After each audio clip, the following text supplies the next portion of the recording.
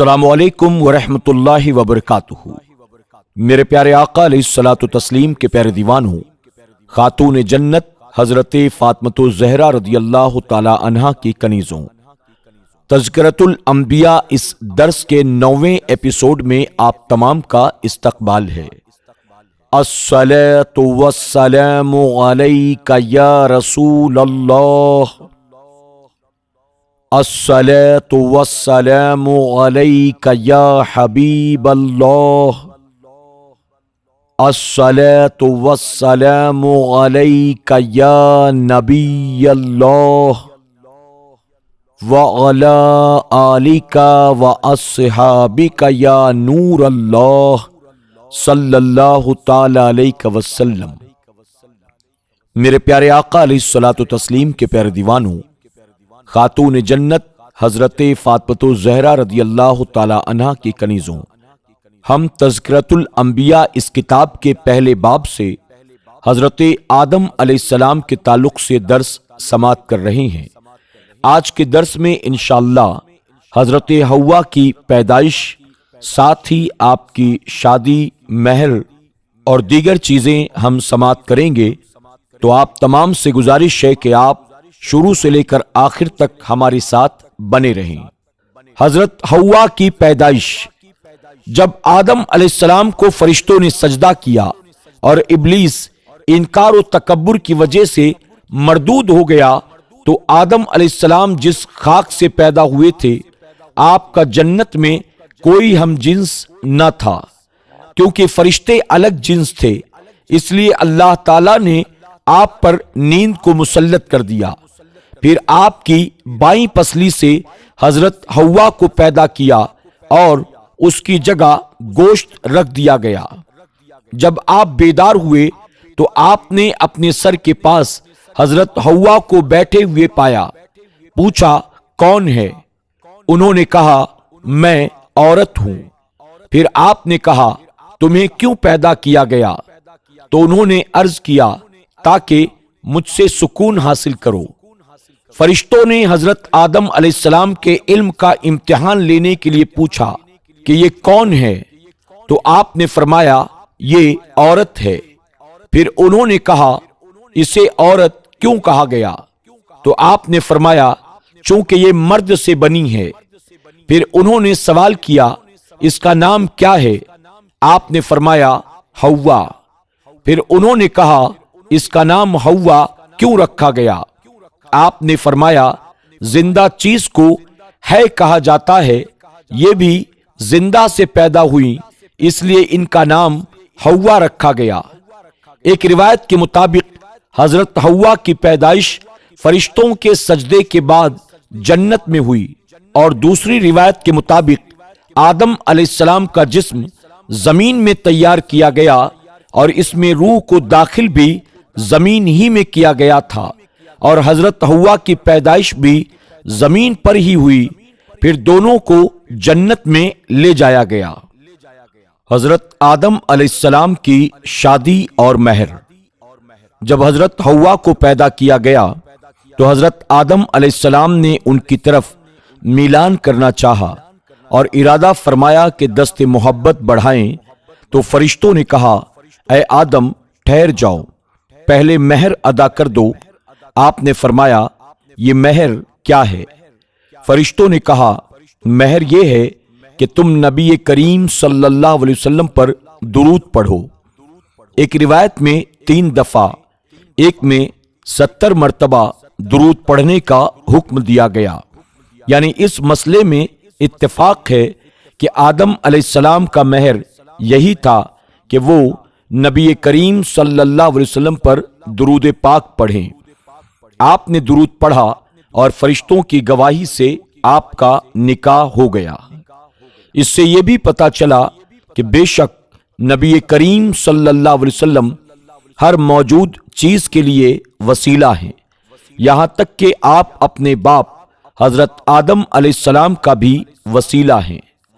دوسری روایت کے مطابق آپ کو اور حضرت حوا کو شادی کے بعد فرشتے سونے کے تخت پر بٹھا کر اس طرح جنت میں لے گئے جس طرح بادشاہوں کو عزت کی خاطر اٹھا کر لے جاتے ہیں۔ گویا کہ بارات کی واپسی پر فرشتے سنہری ڈولی میں دونوں میاں بیوی کو اٹھا کر لا رہے ہیں۔ قانون قدرت اور قانون عادت میں فرق۔ اللہ تعالی کی عادت شریفہ یہ ہے کہ عام طور پر کاموں کے ارباب بنا دیے ہیں۔ اسی طرح انسانوں کی پیدائش میں بھی قانون عادت اسباب کے ماتحت کر دیا گیا ہے کہ ماں اور باپ سے اولاد کی پیدائش ہوتی ہے، لیکن یہ قانون قدرت نہیں۔ قانون قدرت کی اللہ تعالیٰ نے ایک مثال قائم کر دی ہے کہ میں اس طرح بھی کر سکتا ہوں۔ اسباب کی مجھے کوئی محتاجی نہیں۔ مرد اور عورت کے بغیر اپنے دست قدرت سے مٹی کا قالب بنا کر اس میں روح پھونک کر حضرت آدم علیہ السلام کو پیدا فرمایا، اور عورت کے بغیر مرد کی پسلی چاک کر کے عام عادت کے خلاف حضرت حوا کو پیدا فرما کر یہ واضح کر دیا کہ میں بغیر عورتوں کے مردوں سے اولاد پیدا کرنے پر بھی قادر ہوں، اور عورت سے بغیر اس کے خاوند کے بیٹا پیدا کر کے بھی واضح کر دیا کہ میری قدرت سے یہ بھی کوئی بعید بات نہیں۔ یعنی حضرت مریم سے حضرت عیسیٰ علیہ السلام کی پیدائش تو ایک عام طریقے کے مطابق ہی ہوئی، لیکن اس میں مرد کا کوئی واسطہ نہیں، صرف جبرائیل امین کی پھونک کا اثر ہے، کیونکہ عیسیٰ علیہ السلام کا کوئی باپ نہیں۔ حضرت آدم اور حوا علیہ السلام کو درخت سے منع کرنے کی حکمت۔ اگر حضرت آدم علیہ السلام جنت میں نہ ہوتے بلکہ پہلے ہی زمین پر ہوتے تو دونوں اس درخت کے قریب نہ جاؤ کہنے کی نہ ضرورت درپیش آتی اور نہ ہی آپ سے بھول واقع ہوتی، لیکن آپ تو جنت میں تھے اور آپ کا زمین میں رہنا اور زمین میں ہی اللہ کا خلیفہ بنانا خود رب تعالیٰ کی مراد تھی۔ آپ کی تخلیق سے پہلے ہی اللہ تعالیٰ نے فرما دیا تھا۔ مفہوم: بے شک میں زمین میں خلیفہ بنانے والا ہوں۔ اس سے معلوم ہوا کہ آدم علیہ السلام اپنے محبوب اور محبوب کی مراد کو نہیں بھولے، یعنی اللہ تعالیٰ اور اس کی مراد جو تھی آپ زمین میں میرے خلیفہ ہوں گے، اس سے حضرت آدم علیہ السلام سے بھول نہیں واقع ہوئی، بلکہ اللہ تعالیٰ کی مرضی کے مطابق کام ہوا۔ البتہ بھول ان کے ما سوا چیز میں ہوئی جو اللہ تعالیٰ کی حکمت کا تقاضا تھا کہ ایک درخت کے قریب جانے سے روکا، اس میں بھول واقع ہوئی جو زمین میں آنے کا سبب بنی۔